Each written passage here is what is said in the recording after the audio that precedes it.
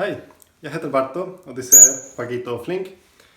Det är min dvärgpapegoja och min undulat. Och de är 7 år gammal och nästan 9 år gammal. De är mina bästa vänner.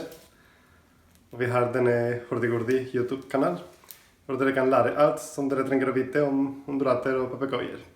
Vi är ganska kända i Spanien och i resten av världen, i alla fall de som snackar spansk.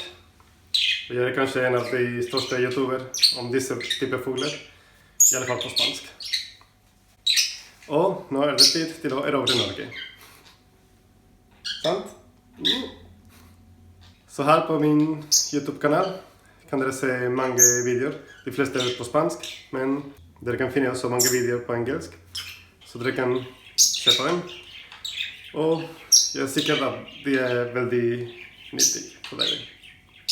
Så för exempel om vi spiser, allt pleje de trenger. Hvis du vill ha undulatungar, du kan finna hur göra det. Allt om kroppsspråk, fågelkroppsspråk. Det är väldigt intressant. Nu en trick. Paquito. Så. Så bra. Och så en del besöker till fågelparker som Parque i Tenerife, Romitos Park i Gran Canaria. Och så kan du se många andra videor om turer. Så för exempel till Trolltunga, Cherac, Island. Snart kommer jag med min tur till Kuba. Där jag var på Utsira. Det är en som heter brunsisek. Och vi satt ringer på fåglarna där. Och så där kan man finna många papegojor. Alla slags papegojor. Där kan se dem. Det är min första video på norsk. Men hvis det är flera från Norge eller Skandinavien som önskar video på norsk, så det är bara att kommentera här på kommentarfältet. Och där kan jag bara göra det. Skriv vad du önskar, vad du lurar på. Och där kan jag svara. Och lägga en ny video på norsk. Men som sagt, du kan finna ganska mycket på engelska allerede. Förresten, vi vet att livet i Norge det är ganska dyrt. Det är ingenting billigt här.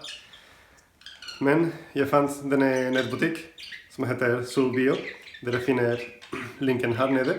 Och där har jag funnit ganska många ting till en jättegod pris.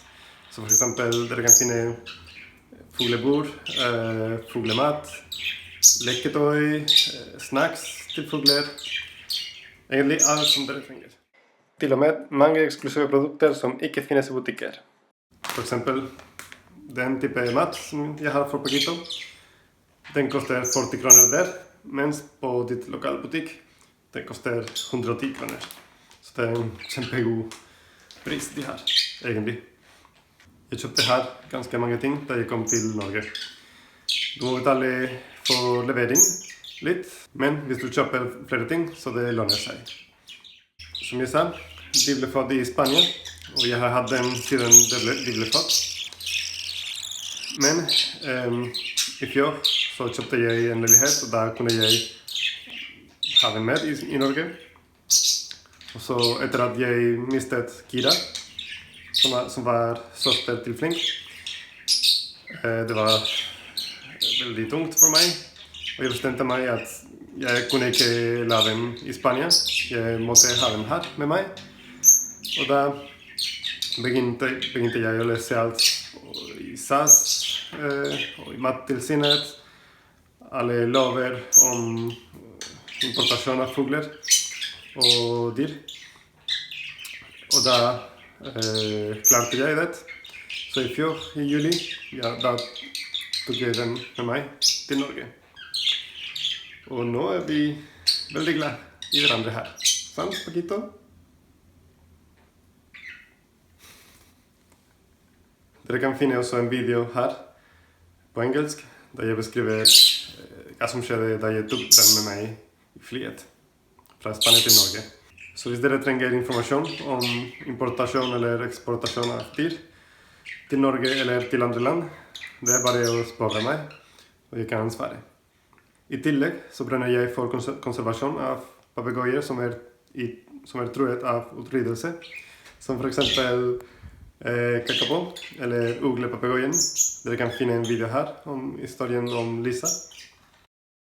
Og Spix-macaw, eller jeg vet ikke hva de heter på norsk.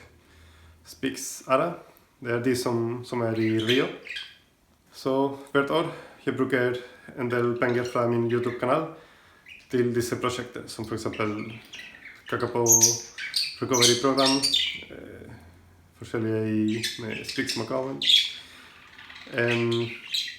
Også i Loro Parque i Spania, i Tenerife, som jeg er medlem av. Og dere kan finne mange info om disse fugler her.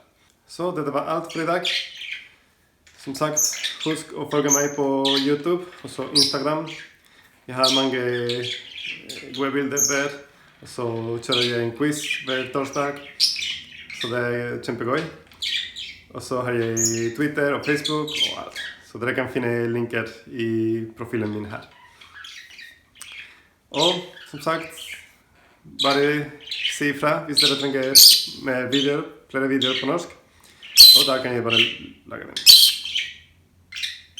Paquito, vil du hilse dem? Ok. Snakkes! Hilsen fra Paquito flink. Ha det!